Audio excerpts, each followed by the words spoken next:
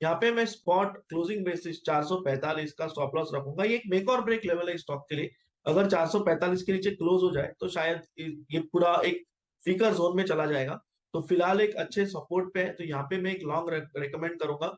जो टारगेट में देख रहा हूँ वो 470 से लेके 475 का होगा। और लास्ट पिक मेरा होगा सीमेंस। काफी दिनों के बाद 20 दिनों के एवरेज के ऊपर कंफर्टेबली ट्रेड कर रहा है, एक वीक मार्केट में स्ट्रेंथ दिखा रहा है। तो यहाँ पे मेरा स्टॉप लॉस होगा 3724, 3724। जो टारगेट में देख रहा हूँ करीबन 3875 से लेके 3900 तक देख रहा हूँ। 3900 3875 टारगेट्स रहेंगे सीमेंस के लिए। 3724 का एक स्टॉप लॉस मेंटेन करेंगे। आईटीसी 470 475 के टारगेट्स के लिए आप लॉन्ग साइड पे देख सकते हैं। और एयू स्मॉल फाइनेंस बैंक 765 रुपए के टारगेट्स के लिए आप लॉन्ग जाएंगे। 732 का एक स्टॉप लॉस यहां पर मेंटेन कर सकते हैं। 2-3 नामों में आज मिड कैप आईटी में थोड़ा सा एक्शन है। एम्फेसिस देखिए, कोफोर्ज में ब्लॉक का इंपैक्ट है, यहां पर आता हुआ दिखाई पड़ रहा है। इनमें से कोई नाम, या आईटी में फ्रंट लाइन में इनफैक्ट इन्फोसिस भी, तो आपने क्योंकि आईटी को शामिल नहीं किया, कोई नाम आईटी में नहीं अच्छा लग रहा आपको प्रशांत सर? जी सुमित जी, एक्चुअली जो मेरा फेवरेट है बिरला सॉफ्ट, ऑलमोस्ट पिछले 2 बार से मैंने रेकमेंड किया था, उसके टारगेट्स हिट हो चुके हैं।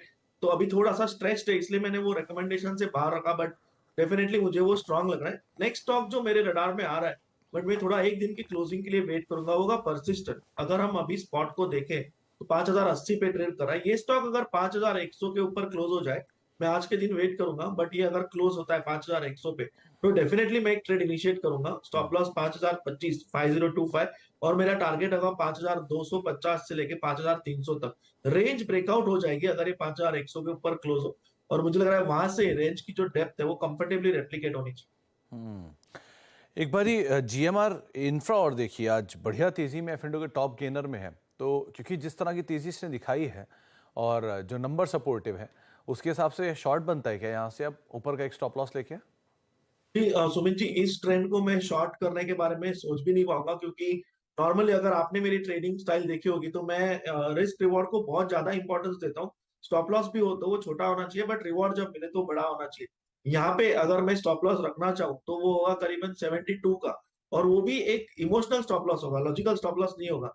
तो इसलिए मुझे लग रहा है इनफैक्ट किसी के पास पोजीशन हो तो वो क्लोजली ट्रेल करे करीबन 6150 से, और बने रहे हर हर रोज। मेरे हिसाब से इस स्टॉक में जो लॉजिक बन रहा है वो प्रीवियस डे लो से ट्रेल करने का बन रहा है एग्जिस्टिंग लॉन्ग्स के लिए। इस लेवल पे ना फ्रेश लॉन्ग्स रेकमेंड करूंगा और शॉर्टिंग की सलाह बिल्कुल भी नहीं होगी। अगर यहाँ से कोई न्यूज बेस्ड रिएक्शन आए तो बात अलग है। बट यहाँ पे चार्ट पे मुझे कोई भी शॉर्टिंग के आसार नजर नहीं आ रहे। तो ये शॉर्ट नहीं बनता कहीं से भी, आप लॉन्ग रहेंगे। और 61 अराउंड आपका एक स्टॉप लॉस रहेगा, जो कि आप ट्रेल करते रहेंगे जैसे जैसे आपको तेजी मिलती रहती है। इसके